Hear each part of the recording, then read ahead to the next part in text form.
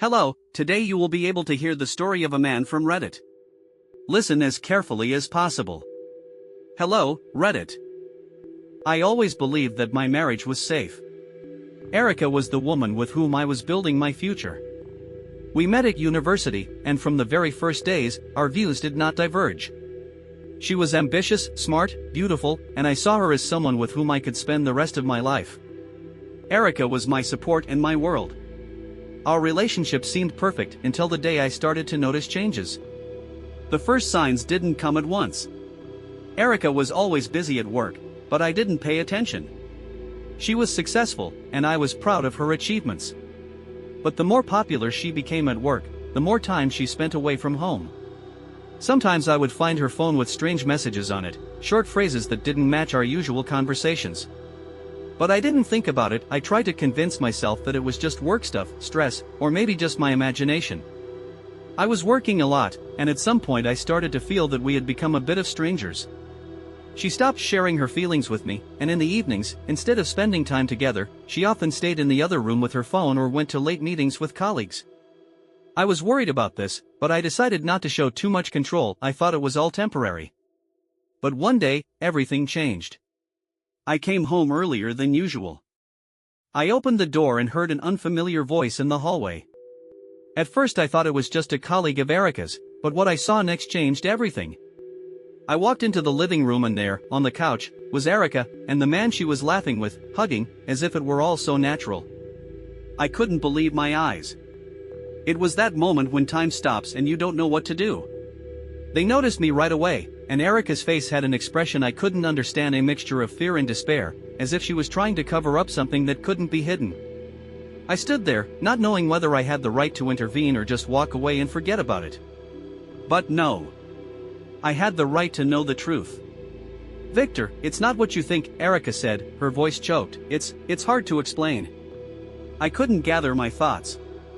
I remember my heart was beating wildly and my thoughts revolved around the same phrase: why? Why her, why me? We had experienced so many important moments together, so many years of life together. How could she do this? How could she betray me with someone else, not noticing the pain she was causing me? Who is he? I asked, even though I already knew the answer. I saw his face, but I couldn't understand how he could be a part of this. "He's just a friend," she started to make excuses again. We just hang out. It was an accident, I didn't plan it. But I wasn't listening anymore. It hurt me to hear those words. She tried to explain that it wasn't serious, but I couldn't accept it. At that moment I felt something inside me breaking. They were both sitting on the couch, and I didn't know what to do. My heart wanted to kick him out, to blame her, to scream, to tear everything apart. But instead, I just turned and went to the other room to leave them alone. What else could you say when you are faced with the worst reality?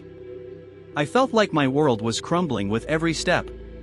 Every moment we shared, every laugh and kiss became empty. Erica was my woman, but now I couldn't be sure of her words, of her loyalty. I didn't know how to go on living. It was more than a physical betrayal. It was an emotional betrayal, a deception that I could not forget. That night I could not sleep. I wandered around the house, thinking about what had happened, trying to understand how she could have done this. Erica didn't call me. She didn't apologize. She left me with my greater anxiety, as if she didn't really understand how much it hurt. I went back to work the next day because I couldn't stay home. But what I saw after that was even worse. She started acting as if nothing had happened. She didn't ask for forgiveness, didn't try to regain my trust. There was an abyss between us that could no longer be filled. Time passed, but I knew that she was no longer the woman I once loved. She was a stranger to me, even if we still lived under the same roof. I realized that I could not live with this betrayal any longer, and although I was afraid of this choice, I knew that I needed to let her go. A few weeks later, I finally decided to talk to her. But this time, I was no longer the kind of man who would believe any excuse. I decided that I would not try to convince her anymore. And, although it was painful, I realized that the time to forgive had come. Only now I was forgiving not for our sake, but for my own. "Erica," I said quietly, "I can't live like this anymore. I'm letting you go." And although it was the most difficult decision of my life, I knew it was the only way to move forward. Erica remained silent. She was unexpectedly quiet, even her eyes didn't have the usual rebellion I was used to seeing when she was going through difficulties or trying to justify her actions. Now her gaze was empty, and it seemed that she did not understand how everything had happened, although from the outside it looked quite obvious. Meanwhile, I continued to be in a state of deep shock. I tried to find some reasonable explanation for myself, but I couldn't. The betrayal was too obvious, and the words she uttered did not change what I saw. I couldn't accept this fact right away. All our years together, all the promises and dreams we had made together became empty and miserable, like a train that had left everything behind. I left her in our apartment that night. I could not look at her face and could not hear her apologies, which were not sincere. They had no power, no weight. In my eyes, I saw only emptiness and powerlessness, and in her eyes, fear of losses that had previously seemed impossible. I decided not to return home and stay with my parents for a few days. My parents. They had always been supportive of me, but I wasn't ready to tell them everything that had happened. They had never perceived Erica the way I did, but they would have been shocked too. Those few days at my parents' house were a break in my life. I was alone with myself, looking for meaning in what had happened.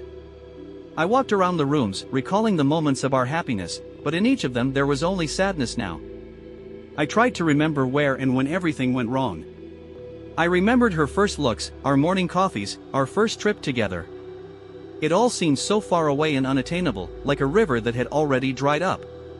My mother watched me silently, without asking questions. She must have guessed what I was going through, but she understood that I needed to go through it alone. When I returned home, I decided to give Erica another opportunity. But not because I believed in her, but because I wasn't ready to let go so quickly. I tried to deceive myself that maybe it was still possible to fix the situation, but every day, every conversation only confirmed that everything was over. I started to see her as a completely different person. Erica hadn't changed. She didn't show a single tear or remorse. She didn't understand why I was in such pain. Perhaps she did not realize what we had lost. She was too absorbed in her own wants and needs to notice how she was destroying everything around her. Her decision became final when I found new evidence, phone conversations filled with not only work-related issues, but also much more intimate conversations with other men. I could no longer carry this load, I could not find the strength to forgive. At the very moment I decided to leave, she looked absolutely calm. It was another confirmation that she was no longer the woman I was marrying. She was no longer my support, no longer the one with whom I dreamed of a future together. At that moment, I felt all my emotions evaporate. I wasn't angry, I wasn't sad, I was just empty. I went back to my room, started packing my things, and decided that this would be the end. I didn't want to stay in that house anymore, I didn't want to see her anymore. There was nothing left to make me stay. Erica watched me silently, but I didn't expect any tears or apologies from her. It was just her life, and I was just a part of her past. I left without even looking back. It was a hard choice, but I knew it was the only way forward. I could no longer live in a world where betrayal was a normal part of life. The moments I had once treasured had become an illusion, and now I saw how easily they fell apart. I left home, leaving her with her choice. I didn't know what would happen next. But I knew that I could no longer live the way I had been living. It was hard for me, but I felt that this path was the first step to a new life, without betrayal and lies. Although I didn't know if I would ever find love again, I knew that I had a chance to find myself. Weeks passed, and even though I didn't want to think about Erica anymore, she was still in my head. I often remembered her and asked myself if she could have changed. But I knew there was no answer. That was the moment when I realized that forgiveness does not always mean returning. Sometimes forgiveness is simply the ability to let go and move on, even when it's hard. Over time, I began to build my new life. It was not an easy process, but I became stronger by no longer holding on to old memories. I needed to find my strength within myself, and I began to realize that love doesn't have to be only in a relationship. It has to start with you. I was free. And although the pain hadn't gone away yet, I was ready to move on. That year I changed everything. It was not easy to live in a world where everything I believed in suddenly came crashing down. Sometimes it felt like a step backwards, sometimes it was not what I expected. But when you lose something you love and have to stand up on your own, you start to realize that your true self is not defined by what other people want from you or your past relationships. You begin to realize that everything you need to recover is already inside of you. This was something I could not see for a long time, being under the influence of love and hope. After I left Erica, I decided that I needed more time for myself. I went on a trip to a country I had always dreamed of visiting. It was Spain, warm and sunny, full of life and color. I found a small hotel on the coast, far away from people, and spent a few months there. I was not interested in a goal or a plan. I was just living. I enjoyed every moment of silence, every sunset, every glass of wine, every minute of contemplation of the sea. These months became a period of purification for me. I began to learn new things, discovered new interests, tried to do things that I was afraid of or didn't have time for before. I started reading books on psychology and philosophy, practicing meditation and yoga. I began to take every day, every situation as a lesson, and even the pain of the loss I experienced became part of this process. I didn't want to blame myself anymore for what happened. It was part of my life's journey and I respected that, no matter how hard it was. I found myself in peace and quiet. And although I was still experiencing the consequences of the betrayal, I became stronger, less dependent on other people. I was no longer looking for external approval or support. I realized that I had the right to my own peace, to my own life. I didn't expect a perfect relationship, because now I realized that what matters is not how many times you are betrayed, but how you recover from it. A few months later, when I started to feel much better and had new plans for the future, Erica reappeared. She didn't write or call, but appeared suddenly, standing at my door on one of the cold evenings of autumn. I wasn't expecting her and wasn't even ready for her. Her look, her presence, all this was for me like a storm suddenly coming on a calm sea. I opened the door, and when she saw me, she stopped for a moment. It was her moment of regret, her moment of repentance, but not the one I was expecting. She no longer looked as strong as she once did. There was a sense of defeat in her eyes, and it strangely didn't hurt me. Now I was stronger than her, at least in terms of emotional perception. Victor, her voice was quiet, almost uncertain, I'm sorry. I realized that I hurt you. I don't know how it happened, but I want you to know that I'm ready to change. I looked at her, and I no longer felt the pain I had before. My first reaction was not anger or a desire to take it all back. It was a moment of silence when I just realized that I was no longer attached to this situation. It was still the same Erica, but she was no longer a part of my world. Erica, I said calmly, without giving her any hope, you can't come back. I left you in my past long ago. She stood in front of me in silence. I didn't try to explain, didn't try to justify my choice. I just knew that at this stage of my life I no longer needed to look for someone to blame. The blame was not only for her betrayal, but also for my belief that I should have left it in the past. I had already grown through that pain and now I didn't feel the need to look for apologies in her words. She left in silence, leaving me with my thoughts and reopening the door to new possibilities. I didn't miss her, and I wasn't even angry. I just let go. I let go of her, I let go of everything that connected us.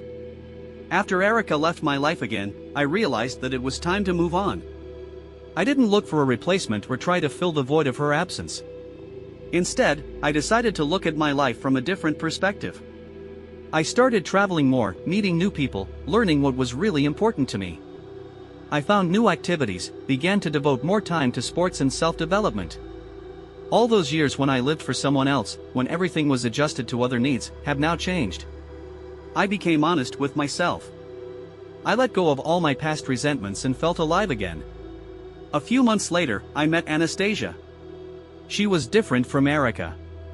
She did not have the charisma and ambition that had once attracted me, but she was sincere. She did not seek to conquer the world and did not resort to manipulation. She was strong and independent, but at the same time, with her kindness and frankness, she filled a void that I had not been able to fill before. But now I knew that the most important thing was to be honest and real. And although I didn't know what awaited me with Anastasia, I was no longer the kind of man who sought happiness in a relationship. I was looking for it within myself. And although the path of letting go was difficult, I realized that with every step I took, I was getting closer to who I really am. Life began to make sense again, and even when I remembered Erica, it was no longer painful. I let go, and that was the most important liberation.